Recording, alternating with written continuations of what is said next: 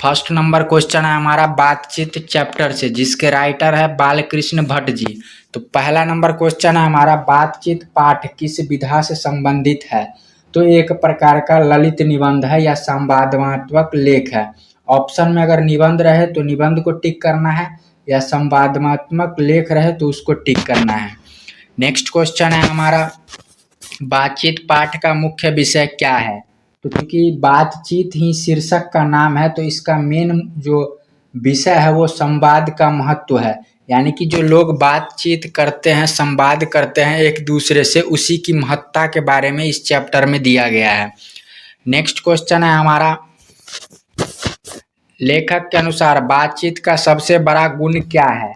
तो लेखक के अनुसार जो है बातचीत का सबसे बड़ा गुण आपसी समझ है। इस वीडियो में हम लोग 75 मोस्ट VVI क्वेश्चन को रखे हैं। बहुत ही कम टाइम में आपको सारा क्वेश्चन करवा देंगे। बातचीत किसे सफल बनाती है। तो वक्ता और श्रोता को, यानी कि जो बोलता है और जो सुनता है उसको बातचीत सफल बनाती है। नेक्स्ट क्वेश्चन है हमारा लेखक के अनुसार सच्ची बातचीत कैसी होनी चाहिए। तो लेखक के जो अनुसार है वो सरल और सहज है, वो अच्छी बातचीत होनी चाहिए। नेक्स्ट क्वेश्चन है हमारा बातचीत का संबंध किससे नहीं है। तो बातचीत का जो संबंध है वो अहंकार से बिल्कुल भी नहीं है। छठा का डी नंबर ऑप्शन सही हो जाएगा। नेक्स्ट क्वेश्चन है हमारा बातचीत में सबसे आवश्यक तत्व कौन सा है। तो जो सुनने की कला है, यानी कि एक श्रोता होता है और एक जो वक्ता होता है। जो श्रोता होता है उसको यहाँ पे सबसे आवश्यक तत्व माना गया है। नेक्स्ट क्वेश्चन है हमारा लेखक के अनुसार बातचीत क्यों बिगड़ जाती है। तो अहंकार और असहिष्णुता के कारण जो है वो बातचीत बिगड़ जाती है। नेक्स्ट क्वेश्चन है हमारा बातचीत का उद्देश्य क्या होना चाहिए। तो जो बातचीत का मुख्य उद्देश्य है वो समस्या का समाधान होना चाहिए। 9 का सी नंबर ऑप्शन सही हो जाएगा।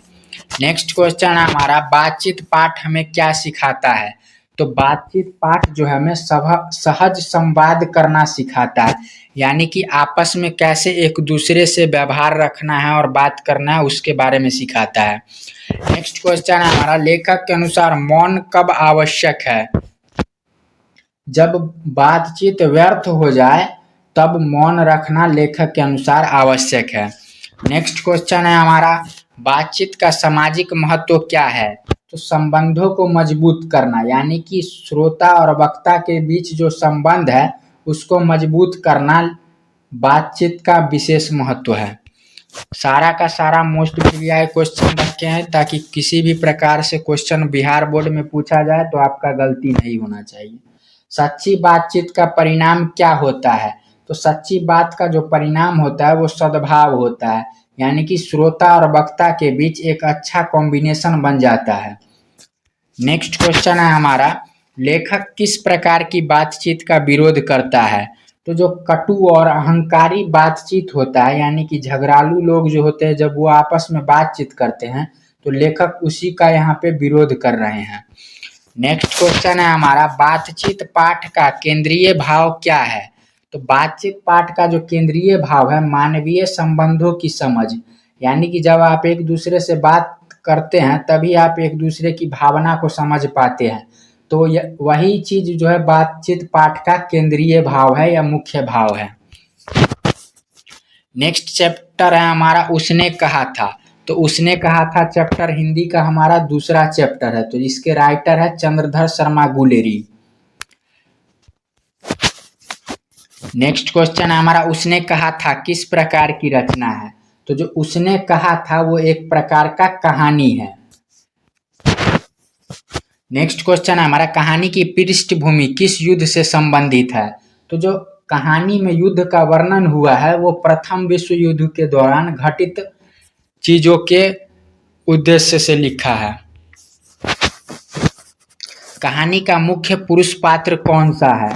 तो कहानी का जो मुख्य पुरुष पात्र है वो लहना सिंह जी है, जिसके ऊपर ये पूरा उसने कहा था कहानी वर्णित है। नेक्स्ट क्वेश्चन है हमारा लहना सिंह किस रेजिमेंट में थे। तो चूंकि आपने अगर पाठ को बारीकी से पढ़ा होगा तो आपको पता होगा कि लहना सिंह जी सिख रेजिमेंट में थे। लहना सिंह किसके लिए अपने प्राण न्यौछावर करता है? तो वो जो लड़की है उसको जो बचपन में मिली थी उसके पति और पुत्र को बचाने के लिए लहना सिंह जो है अपना प्राण न्यौछावर करते हैं। एग्जाम एकदम निकट है इसीलिए किसी भी क्वेश्चन को डीपली नहीं बता पा रहे हैं।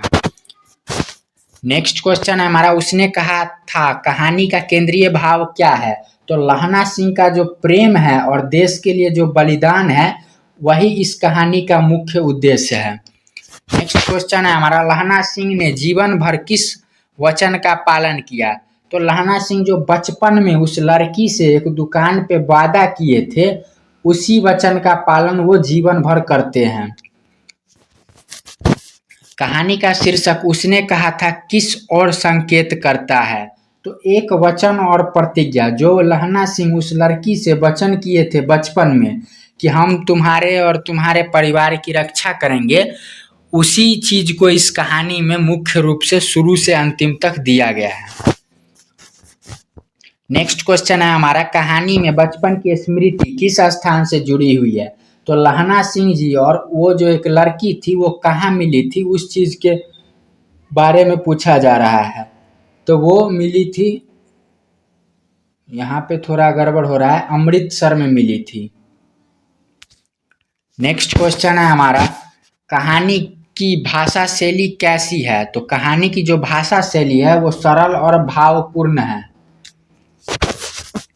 नेक्स्ट क्वेश्चन है हमारा, उसने कहा था हिंदी साहित्य में किस बात के लिए प्रसिद्ध है? तो जो रचनात्मक नवीनता है उसके लिए उसने कहा था कहानी हिंदी साहित्य में प्रसिद्ध है। लहना सिंह की मृत्यु कैसी होती है? तो युद्ध में घायल जो हो जाते हैं वो उस लड़की के पति और पुत्र को बचाने के लिए, तो उसी से इसकी मृत्यु हो जाती है। नेक्स्ट क्वेश्चन हमारा, कहानी में स्त्री पात्र किस रूप में प्रस्तुत है? तो संवेदनशील और प्रेरक के रूप में कहानी में स्त्री पात्र प्रस्तुत है।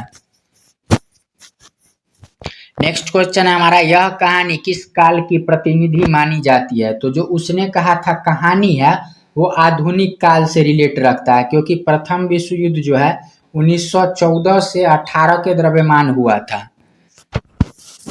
नेक्स्ट क्वेश्चन है हमारा, संपूर्ण क्रांति चैप्टर से, तो इसके राइटर है जयप्रकाश नारायण जी। नेक्स्ट क्वेश्चन है हमारा, संपूर्ण क्रांति किस प्रकार की रचना है? तो यह एक प्रकार का भाषण है जो जयप्रकाश नारायण जी अपने आंदोलन के दौरान दिए थे। नेक्स्ट क्वेश्चन है हमारा, संपूर्ण क्रांति का मुख्य उद्देश्य क्या है? तो समाज और स्वर्गीय परिवर्तन, यानी कि जो जयप्रकाश नारायण जी समाज में एक परिवर्तन चाहते थे वही इस संपूर्ण क्रांति पाठ का मुख्य उद्देश्य है। नेक्स्ट क्वेश्चन है हमारा, संपूर्ण क्रांति का नारा क्या है? तो सिंहासन खाली करो। उन्होंने जो संपूर्ण क्रांति दिया था उसका मेन मकसद यही था कि जो उस टाइम पे सरकारें चल रही थी उसको हटाकर एक नया और समाज के लिए विकास करने वाला सरकार बनाया जाए। नेक्स्ट क्वेश्चन है हमारा, संपूर्ण क्रांति का प्रारंभ किस वर्ष हुआ? तो संपूर्ण क्रांति का जो प्रारंभ है वो 1974 में हुआ था। नेक्स्ट क्वेश्चन है हमारा, संपूर्ण क्रांति आंदोलन का केंद्र कौन सा राज्य था? तो जयप्रकाश नारायण जी जिन्होंने संपूर्ण क्रांति आंदोलन शुरू किया था वो बिहार में शुरू किया था और इसका मुख्य स्थल पटना था। नेक्स्ट क्वेश्चन है हमारा, जयप्रकाश नारायण किस विचारधारा से जुड़े थे? तो जयप्रकाश नारायण जी जो है वो समाजवाद से जुड़े हुए थे क्योंकि वे समाज का विकास चाहते थे, इसीलिए उनको समाजवादी नेता कहा जाता है। नेक्स्ट क्वेश्चन हमारा, संपूर्ण क्रांति किन किन क्षेत्रों में परिवर्तन की बात करती है? तो राजनीति, समाज, शिक्षा और नैतिकता, चारों चीजों में जो है जयप्रकाश नारायण जी परिवर्तन लाना चाहते थे। जयप्रकाश नारायण ने युवाओं से किस भूमिका की अपेक्षा की है? तो नेतृत्व करने की। या जयप्रकाश नारायण जी चाहते थे कि जैसे वो खुलकर नेताओं का विरोध करते हैं उसी तरह हमारे आने वाली जो युवा पीढ़ी है वो भी नेताओं का विरोध करे, नेता बने, खुद दूसरे के अंडर में न रहे। तो वही वो चाहते थे कि युवाओं से ये आशा रहे। नेक्स्ट क्वेश्चन हमारा, संपूर्ण क्रांति का आधार क्या है? तो नैतिकता और अहिंसा संपूर्ण क्रांति का मुख्य उद्देश्य था। नेक्स्ट क्वेश्चन हमारा, संपूर्ण क्रांति किससे प्रेरित मानी जाती है? तो गांधीवाद विचारधारा, यानी कि जैसे गांधी जी बिना लड़े अंग्रेजों से डटकर मुकाबला किए थे, तो उसी तरह जयप्रकाश नारायण जी भी संपूर्ण क्रांति के दौरान बिना लड़े, सरकार के खिलाफ बिना किसी प्रकार का हिंसा किए हुए गांधी जी की तरह ही वो इस आंदोलन को चला रहे थे। इसीलिए ये गांधीवाद विचारधारा से प्रेरित माना जाता है। जयप्रकाश नारायण को किस नाम से जाना जाता है? तो जयप्रकाश नारायण जी को लोकनायक के नाम से जाना जाता है। राष्ट्रपिता पूछा जाए तो महात्मा गांधी हो जाएंगे।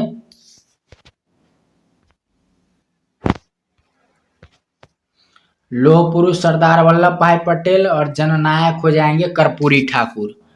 तो इन चीजों को भी ध्यान रखना है। नेक्स्ट क्वेश्चन हमारा, संपूर्ण क्रांति का संबंध किस वर्ग से विशेष रूप से है? तो युवा और छात्र वर्ग से है संपूर्ण क्रांति का मुख्य उद्देश्य, क्योंकि जो जयप्रकाश नारायण जी थे वो युवा और छात्रों को नेता बनाना चाहते थे। संपूर्ण क्रांति का विरोध किस व्यवस्था से है? तो भ्रष्ट और अन्यायी व्यवस्था से है। जो उस टाइम पे सरकार चल रही थी, जयप्रकाश नारायण जी उसको भ्रष्ट व्यवस्था मानते थे। संपूर्ण क्रांति पाठ हमें क्या संदेश देता है? तो नैतिक और सामाजिक जागरूकता जो है वो संपूर्ण क्रांति पाठ से हमें संदेश मिलता है।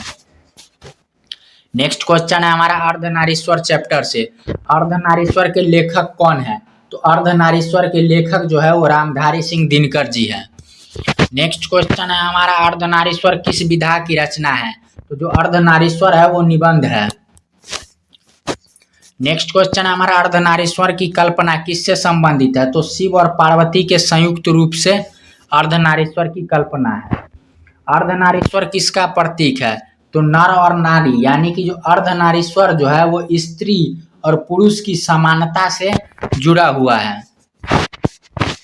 निबंध का मुख्य विषय क्या है? तो निबंध का मुख्य विषय नारी पुरुष की समानता है। नेक्स्ट क्वेश्चन हमारा, दिनकर के अनुसार समाज कब पूर्ण बनता है? तो जब नारी और नर में संतुलन बन जाता है तब समाज पूर्ण बनता है। नेक्स्ट क्वेश्चन है हमारा, दिनकर किस विचारधारा के प्रमुख कवि माने जाते हैं? तो दिनकर जो है वो प्रगतिवाद या राष्ट्रवादी चेतना के प्रमुख कवि माने जाते हैं। निबंध में किस मानसिकता का विरोध किया गया है? तो जो समाज में कुछ लोग होते हैं जो पुरुष को बड़ा और स्त्री को छोटा मानते हैं, यानी कि नारी को जो हीन भावना से समझते हैं, उसको यहाँ पे निबंध में उस मानसिकता का विरोध किया गया है लेखक के द्वारा। अर्धनारीश्वर निबंध का मुख्य उद्देश्य क्या है? तो समानता और समन्वय की भावना जागृत करना, यानी कि जैसे समाज में स्त्री को छोटा और पुरुष को बड़ा माना जाता है, तो दिनकर जी चाहते हैं कि लड़की और लड़का को समाज में एक समान देखा जाए, किसी को छोटा बड़ा न माना जाए। तो यहीं पे यही इस निबंध का मुख्य उद्देश्य है। दिनकर के अनुसार नारी और पुरुष का संबंध कैसा है?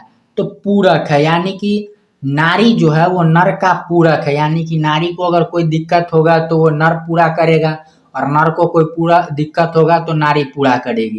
तो इसीलिए इसको एक दूसरे का पूरक माना गया है। अर्धनारीश्वर की अवधारणा किस दर्शन से जुड़ी हुई है?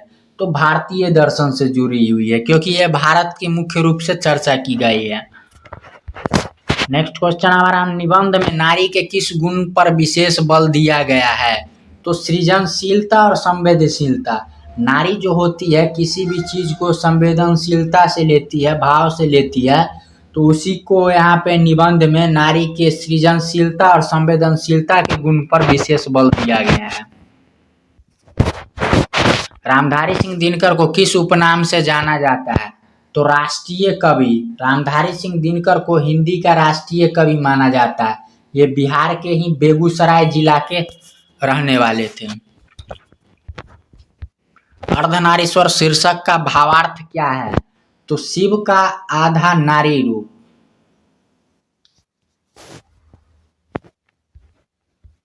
यह पाठ किस विषय से संबंधित है? तो यह जो पाठ है वो नारी विमर्श और सामाजिक समरसता से संबंधित है। नेक्स्ट क्वेश्चन है हमारा रोज चैप्टर से। तो रोज चैप्टर के जो राइटर है वो सच्चिदानंद हीरानंद वात्स्यायन अगय जी हैं। नेक्स्ट क्वेश्चन हमारा रोज किस विधा की रचना है? तो रोज जो है कहानी है।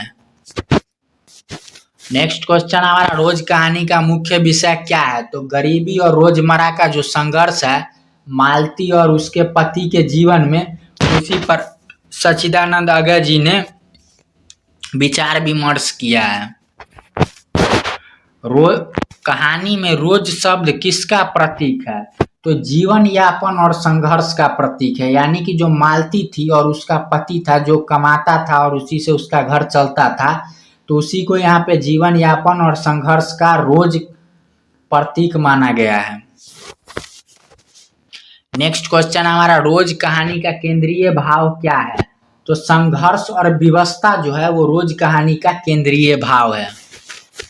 नेक्स्ट क्वेश्चन है हमारा कहानी के पात्र किस वर्ग से संबंधित है?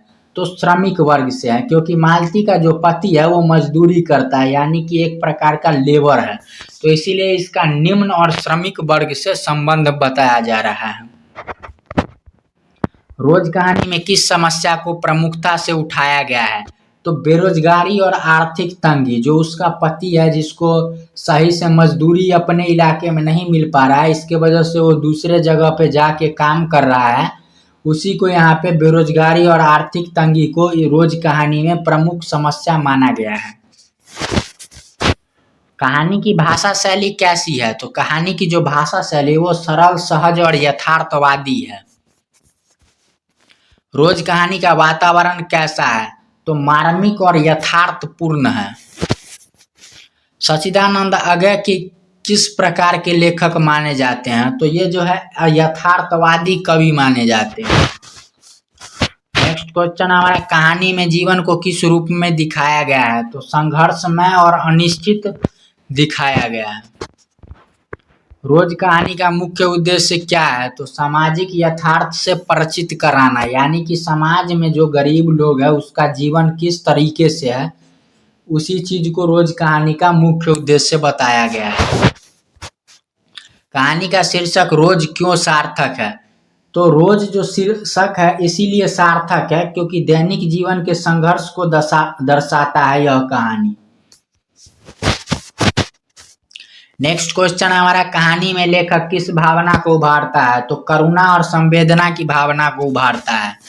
नेक्स्ट क्वेश्चन हमारा रोज कहानी हमें क्या संदेश देती है? तो संघर्षरत लोगों के प्रति सहानुभूति, यानी कि जो लोग छोटे हैं, मजदूरी करके अपना जीवन जी रहे हैं, उसको आप लोग सपोर्ट कीजिए, प्यार दीजिए, उससे हीन भावना से नहीं रहना है।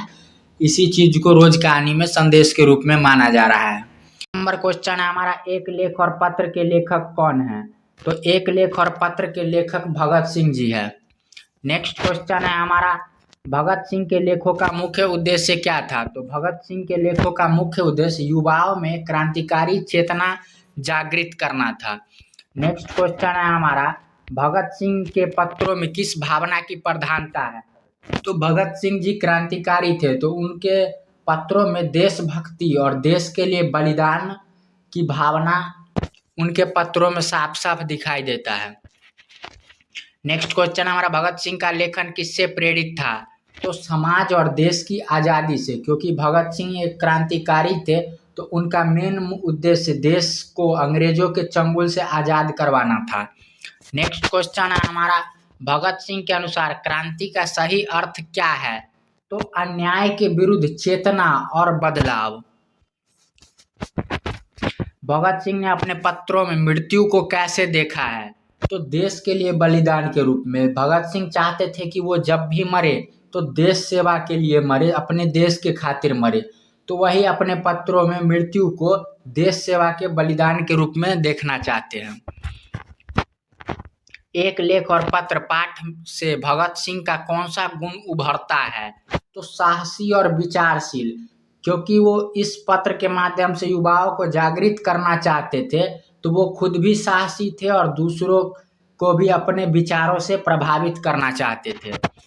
नेक्स्ट क्वेश्चन है हमारा, भगत सिंह के लेख किस वर्ग को विशेष रूप से संबोधित करते हैं? तो युवाओं को, मेन उद्देश्य जो उनका था युवा पीढ़ी पे। नेक्स्ट क्वेश्चन हमारा, भगत सिंह के पत्रों से किस बात का प्रमाण है? तो उनकी विद्वता और निडरता, क्योंकि वो बहुत ही कम उम्र में देश सेवा के लिए क्रांतिकारी बन गए थे, तो उनके पत्र से उनकी जो सूझबूझ और जो वो डरते नहीं थे उस चीज का प्रमाण मिलता है। नेक्स्ट क्वेश्चन है हमारा, भगत सिंह के लेखन की भाषा कैसी है? तो सरल, ओजपूर्ण और प्रभावशाली है, जो युवाओं पे एक छाप छोड़ जाता है। तभी आज हम भगत सिंह को देश की आज़ादी के एक महानायक के रूप में मानते हैं। नेक्स्ट क्वेश्चन है हमारा, ओ सदा नीरा चैप्टर से। हम लोग चैप्टर वाइज करवाने वाले हैं ताकि किसी भी चैप्टर का कोई भी मोस्ट VVI क्वेश्चन नहीं छूटे। ओ सदा नीरा पाठ के लेखक कौन है? तो इसके लेखक है जगदीश चंद्र माथुर। ओ सदा नीरा किस विधा की रचना है? तो ये एक प्रकार का निबंध है। बहुत ही कम टाइम में हम लोग आपको पूरा का पूरा 1 से लेके 12 चैप्टर तक करवाने वाले हैं, तो वीडियो में लास्ट तक बने रहे। सदा नीरा शब्द का अर्थ क्या है? तो सदा जल से भरा हुआ। लेखक सदा नीरा के माध्यम से किसका प्रतीक प्रस्तुत करता है? तो भारतीय संस्कृति और जीवन धारा का जो है वो प्रतीक प्रस्तुत करता है। ओ सदा नीरा निबंध का मुख्य भाव क्या है? तो इसका जो मेन भाव है वो प्रकृति से प्रेम और सांस्कृतिक चेतना को उभारना इस निबंध का मुख्य भाव है। नेक्स्ट क्वेश्चन हमारा, निबंध में नदी को किस रूप में प्रस्तुत किया गया है? तो जीवनदायिनी और प्रेरणा स्रोत।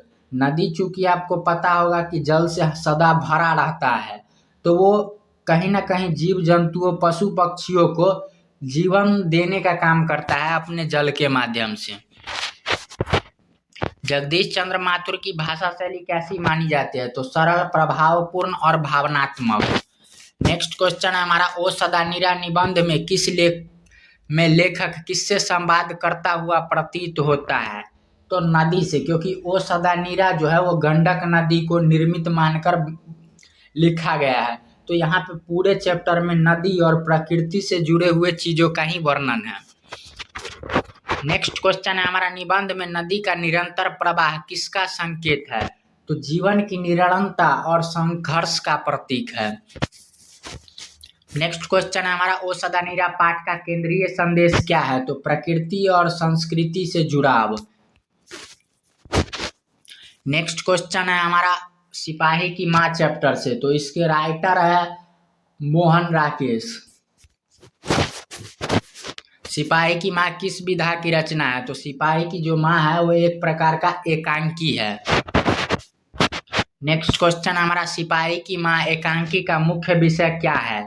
तो युद्ध और मातृत्व संघर्ष। जो सिपाही था, उसकी माँ गांव में रहती थी और उसकी एक बहन थी, तो उसी के ऊपर ये पूरा कहानी लिखा गया है। एकांकी में माँ के चरित्र की मुख्य विशेषता क्या है? तो त्याग और ममता। जो सिपाही की माँ है वो अपने पुत्र के प्रति अपनी ममता को इस चैप्टर में उभारते हैं। सिपाही की माँ अपने पुत्र को लेकर किस भावना से भरी रहती है? तो गर्व और चिंता से। चूंकि उनका बेटा सिपाही है इसलिए उनको गर्व भी होता है, जबकि वो फौज में युद्ध करने के लिए गया है कि उसको कुछ हो न जाए, इसके लिए उनको चिंता भी सताता है। नेक्स्ट क्वेश्चन हमारा, एकांकी में युद्ध का चित्रण किस रूप में हुआ है? तो मानवीय पेरा से युक्त हुआ है। मोहन राकेश किस साहित्यिक आंदोलन से जुड़े माने जाते हैं? तो नई कहानी आंदोलन से जो है मोहन राकेश जी जुड़े माने जाते हैं। सिपाही की माँ एकांकी में माँ किसका प्रतीक है? तो भारतीय नारी की शक्ति और सहनशीलता का प्रतीक है। एकांकी का वातावरण कैसा है? तो करुण और संवेदनशील है। सिपाही की माँ का केंद्रीय संदेश क्या है? तो तो मातृत्व तो सर्वोपरि है और युद्ध मानव को पीड़ा देता है। प्रगीत और समाज से नेक्स्ट क्वेश्चन है हमारा, प्रगीत और समाज पाठ के लेखक कौन है? तो प्रगीत और समाज जो चैप्टर है उसके राइटर है नामवर सिंह। सारा चैप्टर हम लोग रखे हैं ताकि किसी भी चैप्टर का कोई भी इंपॉर्टेंट क्वेश्चन छूटे नहीं। प्रगीत और समाज किस विधा की रचना है? तो यह एक प्रकार का निबंध है। लेखक के अनुसार प्रगति का सही अर्थ क्या है? तो सामाजिक चेतना और मानवीय मूल्यों का विकास जो है वो प्रगति का सही अर्थ है। नामवर सिंह किस विचारधारा से प्रभावित माने जाते हैं? तो वो जो प्रगतिशील और मार्क्सवादी विचारधारा था उससे नामवर सिंह जी प्रभावित माने जाते हैं। निबंध में लेखक किस प्रगति की आलोचना करता है? तो केवल भौतिक और यांत्रिक प्रगति को लेखक जो है आलोचना मानता है। प्रगति और समाज निबंध का केंद्रीय विषय क्या है? तो समाज और प्रगति का संबंध जो है, इसका चूंकि नाम ही है प्रगति और समाज, तो इसमें समाज और समाज में जो भौतिक और सांस्कृतिक जो प्रगति होता है उसके बारे में ही पूरा चैप्टर दिया गया। अगर आप चैप्टर पढ़े होइएगा तो ये सब चीज आपका क्लियर होगा। नेक्स्ट क्वेश्चन हमारा, लेखक के अनुसार समाज की सच्ची प्रगति किस पर निर्भर करती है? तो मनुष्य और उसके मूल्यों पर सच्ची प्रगति निर्भर करती है। नेक्स्ट क्वेश्चन हमारा, नामवर सिंह की भाषा शैली कैसी है? तो तार्किक, विचार प्रधान और प्रभावशाली है। निबंध में लेखक प्रगति को किससे जोड़कर देखता है? तो समाज और इतिहास से जोड़कर देखता है। प्रगति और समाज निबंध का मुख्य संदेश क्या है? तो मानवीय मूल्यों के बिना प्रगति अधूरी है। नेक्स्ट क्वेश्चन है हमारा जूठन चैप्टर से, तो इसके लेखक है ओम प्रकाश वाल्मीकि जी। जूठन किस विधा की रचना है? तो जूठन जो है एक प्रकार का आत्मकथा है। जूठन शब्द का अर्थ क्या है? तो बचा हुआ भोजन, जैसे कि आप खाना खा रहे हैं तो थोड़ा सा भोजन आपका बच गया तो वो एक प्रकार का जूठन हो गया।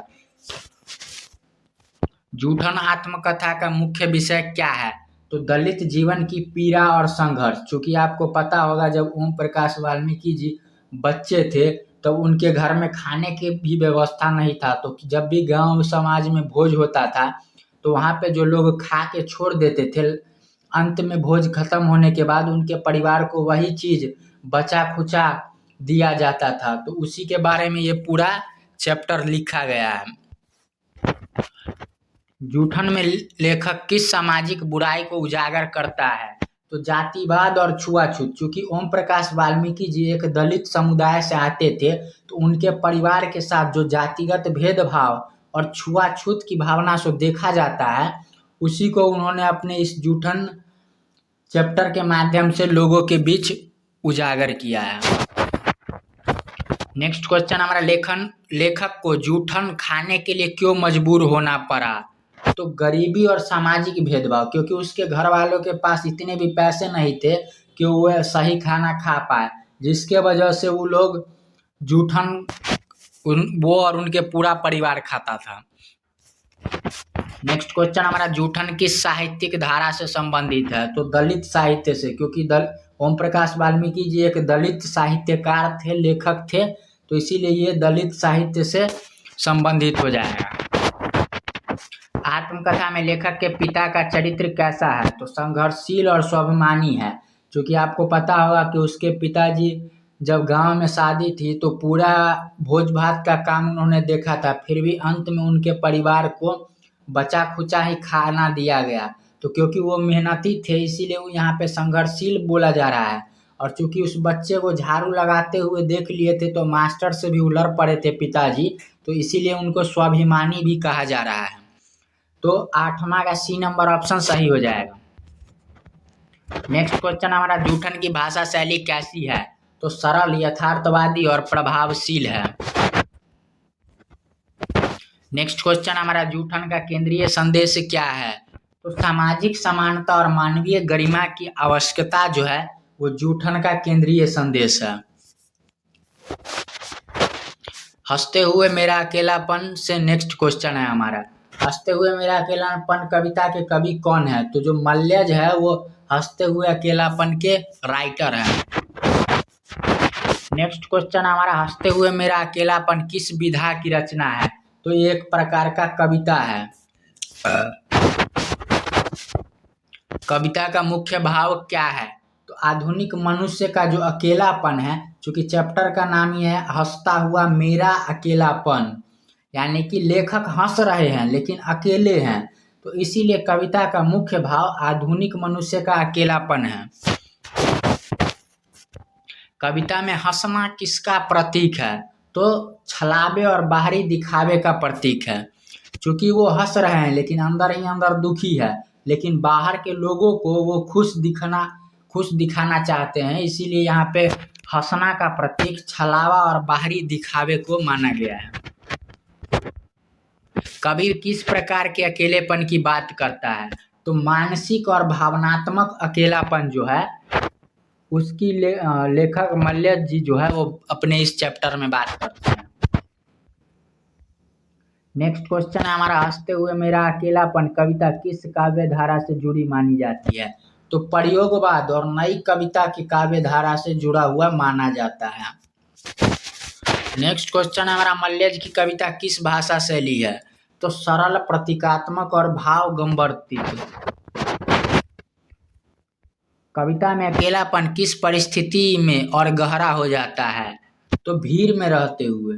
क्योंकि लेखक है अकेले रह रहे हैं, लेकिन जब भी वो अकेलापन किस परिस्थिति में गहरा हो जाता है, लेकिन जब वो भीड़ में जाते हैं तो लोग तो बहुत होते हैं लेकिन वो अंदर ही अंदर अकेला होते हैं, तो उस समय जो इनका अकेलापन है और गहरा हो जाता है। कविता आधुनिक जीवन की किस समस्या को उजागर करती है? तो संवेदनहीनता और टूटता मानवीय संबंध जो है उसको आधुनिक जीवन की समस्या मानते हैं मल्यज जी। हंसते हुए मेरा अकेलापन कविता का केंद्रीय संदेश क्या है? तो आधुनिक जीवन में व्यक्ति भीतर से अकेला होता जा रहा है, यही हंसते हुए मेरा अकेलापन का केंद्रीय संदेश है। नेक्स्ट क्वेश्चन हमारा तिरिच पाठ से, तो तिरिच के जो लेखक है वो उदय प्रकाश जी हो जाएंगे। तिरिच किस विधा की रचना है? तो तिरिच जो है एक प्रकार का कहानी है। तिरिच कहानी का मुख्य विषय क्या है? तो शहरी मध्यम वर्गीय जीवन की विसंगतियां जो है वो तिरिच कहानी का मुख्य विषय है। कहानी में तिरिच शब्द का प्रतीकात्मक अर्थ क्या है? तो विकृत और टेढ़ा सामाजिक ढांचा जो है वो तिरिच शब्द का प्रतीकात्मक अर्थ है। नेक्स्ट क्वेश्चन हमारा, तिरिच कहानी में लेखक किस समाज की आलोचना करता है? तो शहरी और मध्यम वर्गीय समाज जो है उसकी इस चैप्टर में आलोचना की जा रही है। उदय प्रकाश किस साहित्यिक धारा के प्रमुख लेखक माने जाते हैं? तो जो समकालीन नई कहानी है उदय प्रकाश जी उसके प्रमुख लेखक माने जाते हैं। तिरिच कहानी की भाषा शैली कैसी है? तो प्रतीकात्मक, व्यंग्यात्मक और यथार्थवादी है। कहानी में तिरिच का व्यवहार किसका संकेत देता है? तो सामाजिक विडंबना और अमानवीयता का संदेश देता है।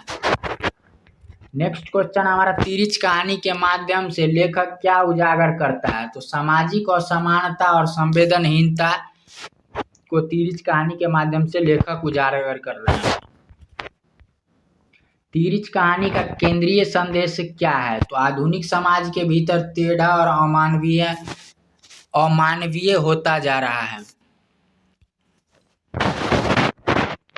नेक्स्ट और अंतिम चैप्टर से हमारा क्वेश्चन आ रहा है, शिक्षा पाठ के लेखक कौन है? तो जे कृष्णमूर्ति या इनका पूरा नाम जिद्दू कृष्णमूर्ति भी है। तो कभी कभी जे कृष्णमूर्ति भी हो सकता है ऑप्शन में और जिद्दू कृष्णमूर्ति भी हो सकता है, तो कंफ्यूजन नहीं होना चाहिए। नेक्स्ट क्वेश्चन हमारा, शिक्षा किस विधा की रचना है? तो शिक्षा जो है निबंध है। नेक्स्ट क्वेश्चन हमारा, जे कृष्णमूर्ति के अनुसार शिक्षा का मुख्य उद्देश्य क्या है? तो पूर्ण मानव का निर्माण जो है वो शिक्षा का मुख्य उद्देश्य है। नेक्स्ट क्वेश्चन हमारा, लेखक किस प्रकार की शिक्षा की आलोचना करता है? तो केवल पुस्तकीय और यांत्रिक शिक्षा जो है उसको लेखक यहाँ पे आलोचना मानते हैं। कृष्णमूर्ति के अनुसार सच्ची शिक्षा किससे जुड़ी है? तो स्वतंत्र चिंतन और आत्मबोध से। यानी कि आज के टाइम में जो बच्चा रटा रटाया पढ़ लेता है और एग्जाम को पास कर लेता है तो सोचता है कि हम पढ़े लिखे हो गए, तो उसी शिक्षा को यहाँ पे जो जे कृष्णमूर्ति जो गलत मानते हैं। शिक्षा का असली मतलब स्वतंत्र चिंतन और आत्मबोध, यानी कि आप खुले चिंतन से सोच सके और आपका जो ज्ञान है वो आपके आत्मा से रिलेट कर जाए, उस शिक्षा को जे कृष्णमूर्ति जी सच्ची शिक्षा मानते हैं। 6 नंबर क्वेश्चन है हमारा, शिक्षा निबंध में भय किस रूप में दिखाया गया है? तो विकास में जो बाधक है, यानी कि शिक्षा, अगर आप शिक्षित हैं आप लेकिन आपके अंदर डर है तो आप विकास में बाधक है, यानी कि आप विकास नहीं कर पाइएगा। जे कृष्णमूर्ति जी शिक्षा में किस गुण पर सबसे अधिक बल देते हैं? तो प्रेम और जो समझ है उस पर यहाँ पे जे कृष्णमूर्ति जी अधिक रूप से बल देते हैं। नेक्स्ट क्वेश्चन हमारा, शिक्षा निबंध की भाषा शैली कैसी है? तो सरल, स्पष्ट और विचार प्रधान है। कृष्णमूर्ति के अनुसार शिक्षक की भूमिका क्या होनी चाहिए? तो मार्गदर्शक और सहयात्री, यानी कि शिक्षक जो है वो बच्चे का मार्गदर्शक होना चाहिए और उसको साथ साथ आगे लेके चलने वाला होना चाहिए। शिक्षा निबंध का केंद्रीय संदेश क्या है? तो शिक्षा से स्वतंत्र, संवेदनशील और जागरूक मनुष्य का निर्माण होना चाहिए। शिक्षा पाठ का मुख्य निर्देश यही है। तो ये था हमारा पहले चैप्टर से लेके 12 चैप्टर तक का मोस्ट VVI क्वेश्चन। कुछ क्वेश्चन जो है हम पिछले वीडियो में करवा दिए थे, तो इस वीडियो में हम लोग उस क्वेश्चन को छोड़ दिए हैं। मिलते हैं फिर से एक नए वीडियो में नए क्वेश्चन के साथ, तब तक के लिए गुड बाय।